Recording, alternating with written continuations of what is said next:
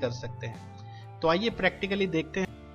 तो यहाँ पर हम एक कंपनी बना देते हैं, क्वेश्चन नंबर 3 एग्जाम्पल, और इसको कंट्रोल ए से पास करा देते हैं। उसके बाद हम यहाँ पर लेजर में कैश का बैलेंस और बैंक का बैलेंस पास करा देंगे। कैश का बैलेंस आपको दिया है 5,000 रुपये और बैंक का है 1,000 रुपये। तो कैश का अमाउंट हमने डाल दिया है 5,000 रुपये और बैंक का अमाउंट जो कि क्रेडिट साइड में है, तो आपको भी क्रेडिट साइड में रखना है क्योंकि बैंक नेगेटिव में है और हमें भी यहाँ पर बैंक बैलेंस को नेगेटिव में रखना है क्रेडिट साइड में।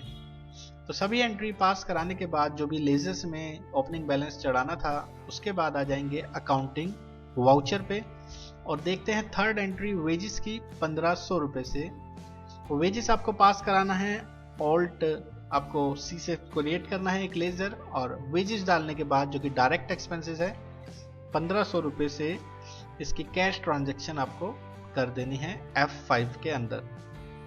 उसके बाद हम अपनी नेक्स्ट एंट्री देखते हैं जो कि है डिपॉजिट इनटू बैंक 2,000 रुपये से और ये आपको F4 के अंदर पास करानी है 2,000 रुपये से। F4 कैश को क्रेडिट रखना है 2,000 रुपये और बैंक अकाउंट को डेबिट रखना है। तो काउंटर एंट्री हमने F4 में पास करा दी है।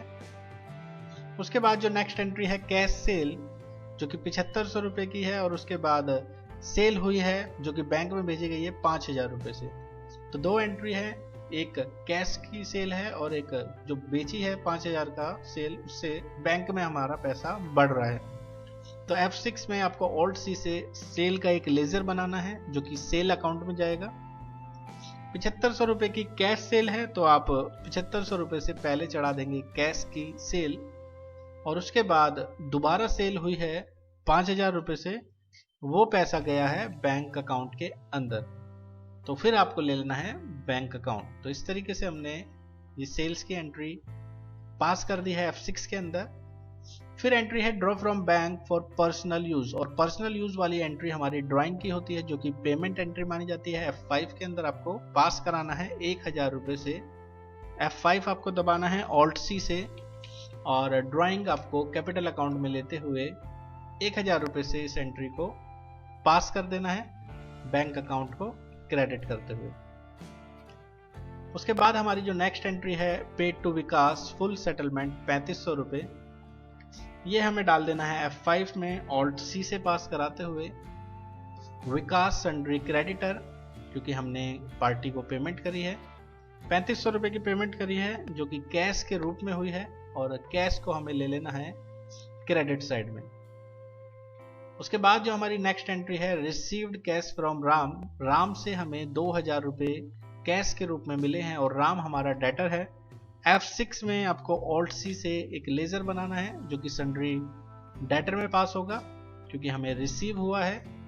उसके बाद 2,000 रुपये से हमें कैश की ट्रांजैक्शंस पास करा देनी है। तो सभी एंट्री हम पास करा चुके हैं। आप डिस्प्ले डे बुक में चाहें तो अपनी ट्रांजैक्शंस मैच कर सकते हैं। अगर मैच हो चुकी हैं, आपकी अमाउंट्स एज पर PDF हैं, तो आप इसे अकाउंट्स बुक के अंदर कैश बैंक बुक में चेक कर सकते हैं। 7,500 रुपये कैश का बैलेंस है और बैंक का बैलेंस है 5,000 रुपये जो कि PDF से बिल्कुल मैच करता है। तो इस तरीके से आप जर्नल एंट्रीज, किसी भी तरीके की जर्नल एंट्रीज हो उसको टैली में कर सकते हैं। आप 11th की बुक से भी प्रैक्टिस कर सकते हैं जिसमें आपको मोर देन वाउचर्स एंट्री मिल जाएंगी और अगर कोई भी क्वेरी उससे आपको मिलती है तो बिल्कुल आप कमेंट बॉक्स में उसे पूछ सकते हैं।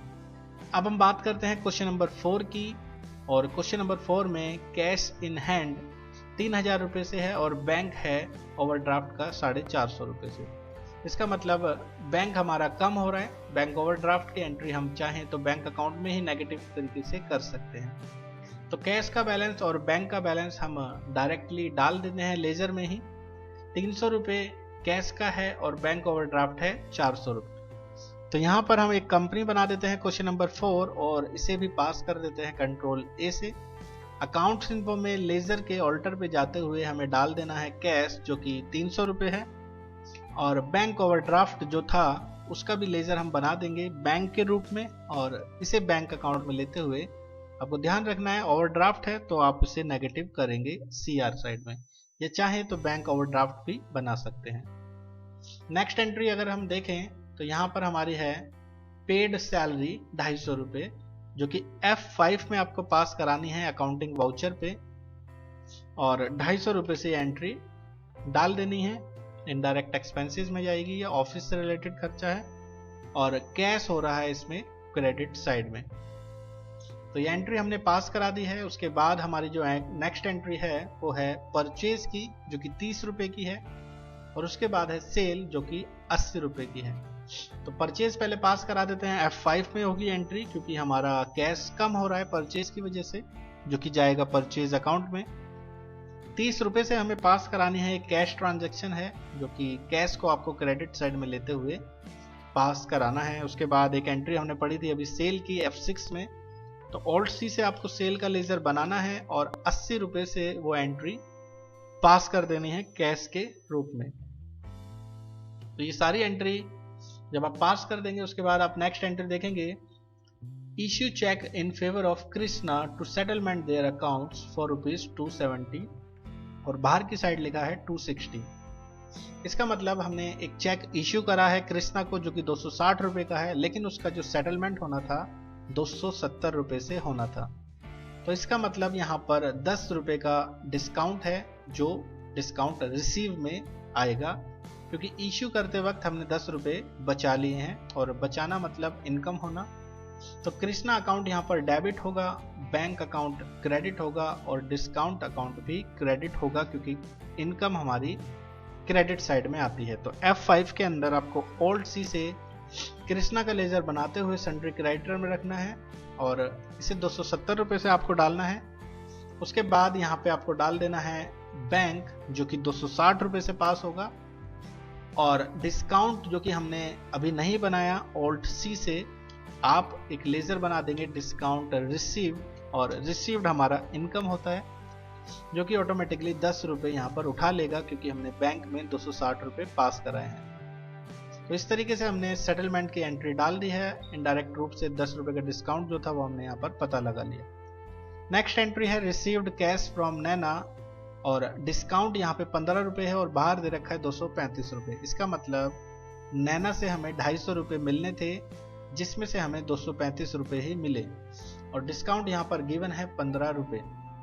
तो जो हमें नैना से पैसा मिलना था, पहले हम F6 में ऑल्ट सी से एक एंट्री बनाएंगे डेटर के रूप में, क्योंकि नैना हमारी डेटर है, जिससे हमें 250 रुपये मिलना था, लेकिन उससे कैश के रूप में हमें मिला सिर्फ 235 रुपये। तो 15 रुपये का क्या हुआ, खर्चा हुआ, जो हमें नहीं मिल पाया।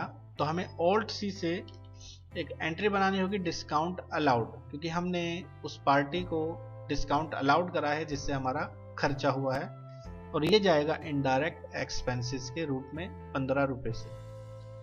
तो इस तरीके से नैना की एंट्री करने के बाद नेक्स्ट एंट्री है जानवी ब्रदर्स के, हमें सेटलमेंट हुआ है 200 रुपये का, और paid into bank same day, यानी कि जो 200 रुपये का सेटलमेंट होना था उसमें से आप बाहर की तरफ देखें तो 190 रुपये यहाँ पर लिखा हुआ है। इसका मतलब सेटलमेंट 200 का था, लेकिन पैसा जो मिला है 190 रुपये मिला है, और वो उसी दिन बैंक में भेज दिया गया है।